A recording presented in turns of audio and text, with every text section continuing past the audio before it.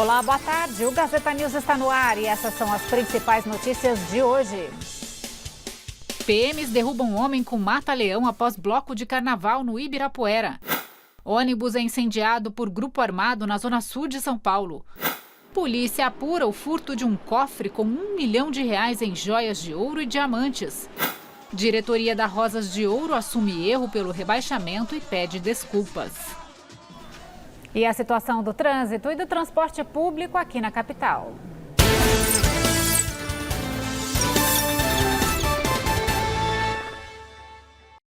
E começamos com informações do trânsito. Vamos abrir câmera no Brooklyn, zona sul da capital. Essa é a rua Barão do Triunfo, sentido Avenida Roberto Marinho. Situação bem tranquila nesse horário. E agora aquela nossa visão privilegiada de todo dia aqui da Avenida Paulista, altura do prédio da Gazeta também. Trânsito muito tranquilo e flui bem nos dois sentidos. Hoje é quarta de cinzas, muita gente está voltando às atividades e o movimento ainda está bem tranquilo na cidade. Agora são 108 quilômetros de vias congestionadas e amanhã o rodízio volta. Atenção aos veículos com placas final 7 e 8.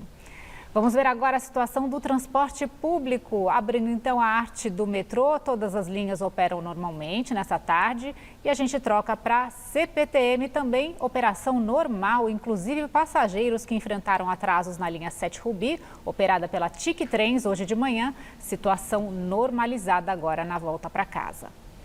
Um cofre pesando quase meia tonelada, com cerca de R$1 milhão em joias de ouro e diamantes, foi furtado de uma joalheria que atende influenciadores digitais na zona sul de São Paulo.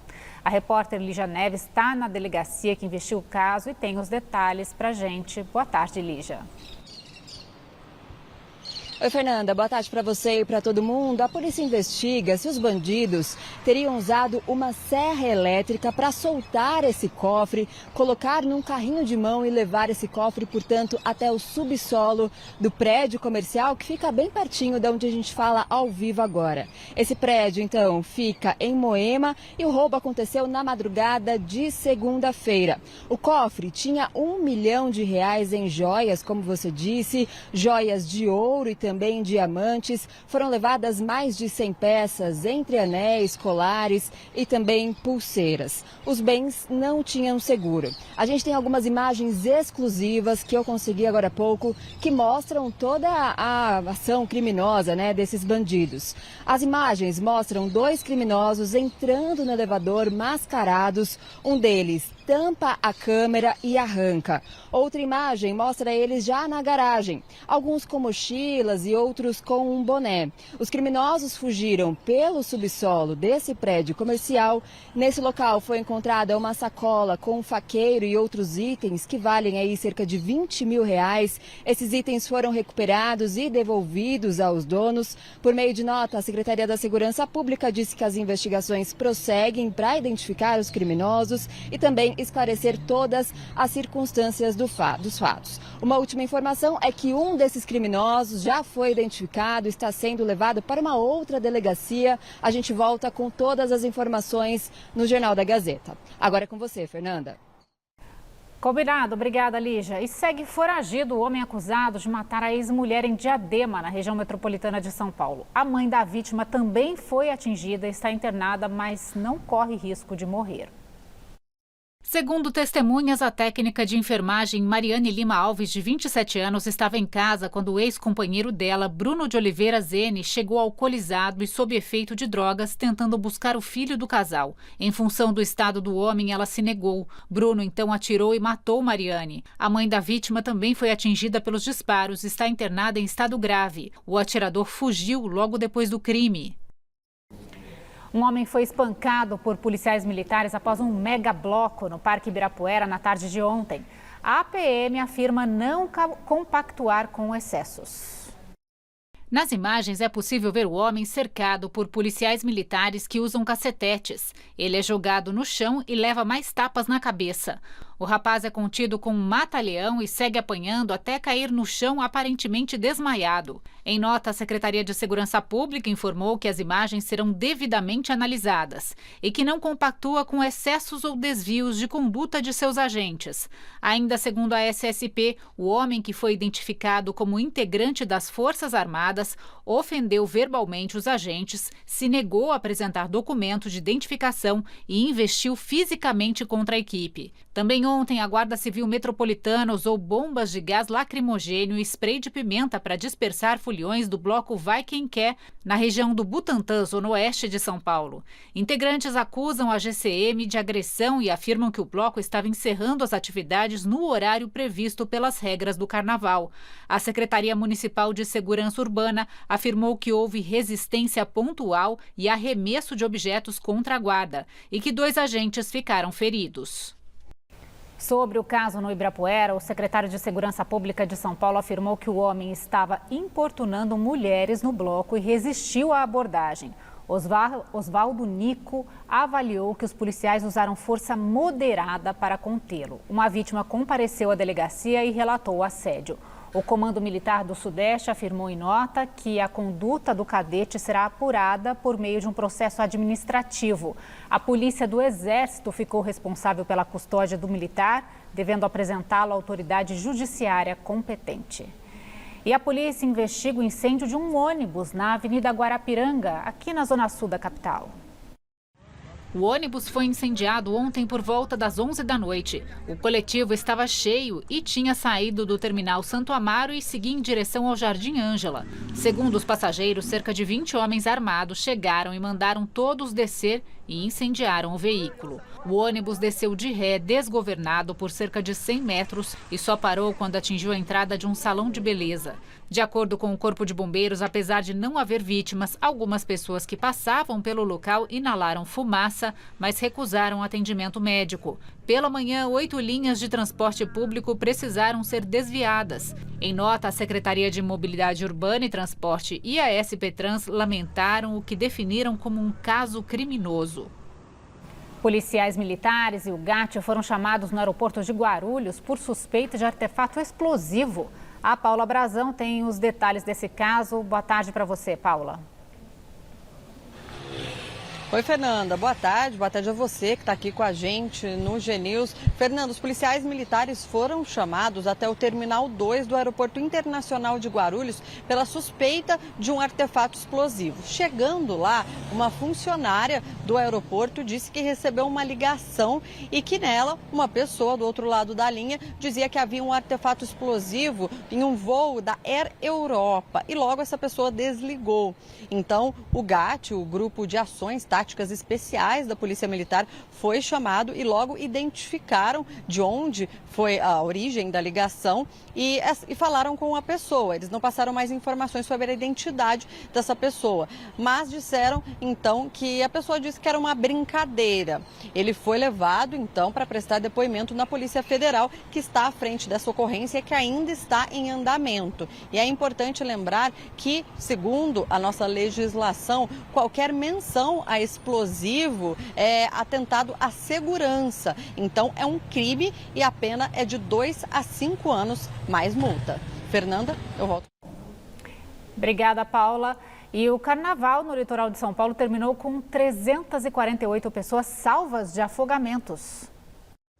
Os dados foram divulgados hoje pelo Grupamento de Bombeiros Marítimo, vinculado ao Corpo de Bombeiros de São Paulo. As ocorrências foram registradas entre sábado e ontem em diferentes pontos do litoral paulista. A Baixada Santista concentrou o maior volume de atendimentos, com cerca de 190 resgates nas praias de Guarujá, Santos, Praia Grande, Mongaguá e Bertioga. No litoral norte, as equipes do GBMAR resgataram 130 pessoas em praias de São Sebastião, Ilhabela, Caraguatatuba e Ubatuba. Um dos casos de destaque ocorreu em Ubatuba, onde um banhista ficou à deriva no mar. A situação foi identificada por equipes da Polícia Militar de São Paulo com o apoio do helicóptero Águia 11, que posicionou a aeronave de forma estratégica para facilitar a ação dos guarda-vidas. E no Rio de Janeiro, a Viradouro foi a grande campeã do Carnaval Carioca. A escola foi a terceira a desfilar ontem, sacudiu a arquibancada. A agremiação levou para Marquês de Sapucaí uma homenagem a um dos maiores nomes da história do Carnaval Carioca, o mestre Cissa. Com o enredo Pra Cima Cissa, a Viradouro trouxe elementos clássicos dos ritmistas, como o pandeiro, o apito e os tambores. O auge do desfile foi quando repetiu o feito de 2007 e colocou a bateria em cima de um carro alegórico. Já Acadêmicos de Niterói, que levou para Marquês de Sapucaí um enredo em homenagem ao presidente Lula, ficou na última colocação e foi rebaixada. No ano que vem, a agremiação participará da Série Ouro, equivalente à segunda divisão. E aqui em São Paulo, a diretoria da Rosas de Ouro se desculpou pelo erro que levou ao rebaixamento da escola no Carnaval paulistano. A escola foi a quinta a entrar na avenida no primeiro dia de desfiles na sexta-feira. Com o enredo escrito nas estrelas, a Rosas percorreu da criação do universo ao momento em que as civilizações passaram a usar os astros como guia. Antes mesmo do resultado da apuração, a agremiação recebeu uma punição de meio ponto pelo atraso na entrega das pastas à Liga de Escolas de Samba de São Paulo, que organiza o carnaval no Sambódromo. O material é usado pelos jurados durante os desfiles. Em comunicado divulgado nas redes sociais, a diretoria diz que assume integralmente a responsabilidade pelos acontecimentos e pede as mais sinceras desculpas a toda a nação azul e rosa. E acrescenta que o momento é de reflexão, união e reconstrução. Campeã do grupo especial do Carnaval de 2025, a Rosas terminou em penúltimo lugar com 268,4 pontos. Se não fosse a punição, a escola que iria para o grupo de acesso seria a Vai-Vai. Já a grande campeã do Carnaval paulistano foi a Mocidade Alegre. A escola da Zona Norte levou para o AMB uma homenagem à atriz Léa Garcia e o protagonismo negro.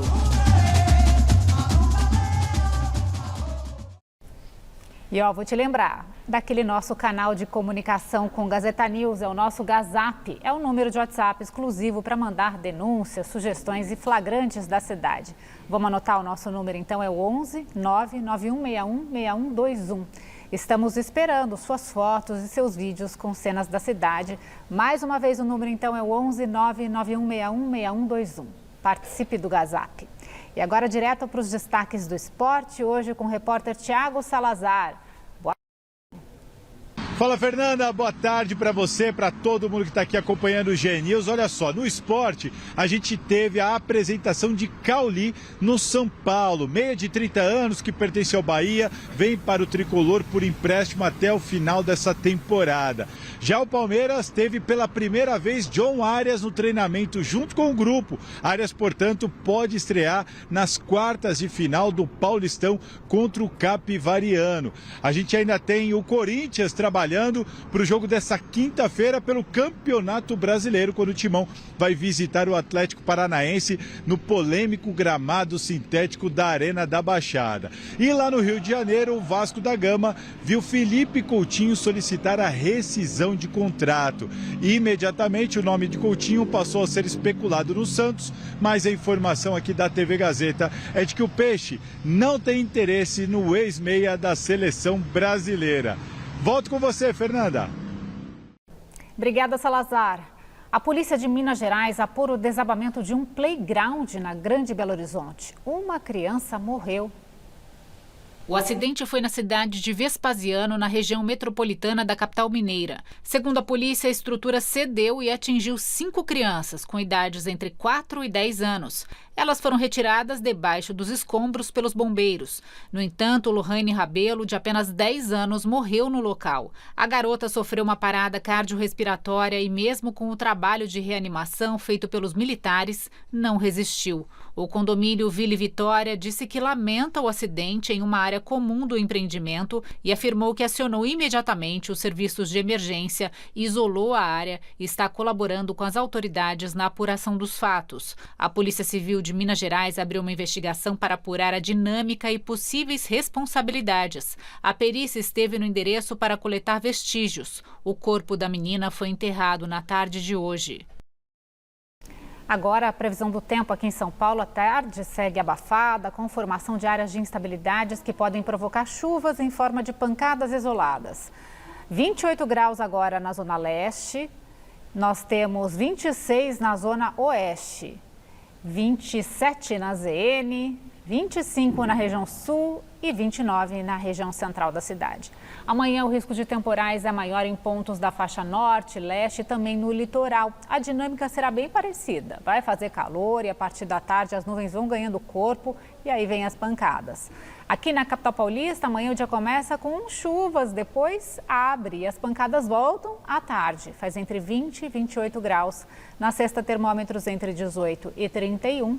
E no sábado, temperaturas entre 18 e 27, com pouca chuva. É isso, eu fico por aqui. Logo mais a gente se vê no Jornal da Gazeta, às 7 da noite. Agora você fica com o Gazeta Esportiva. Boa noite, Michele. É com vocês.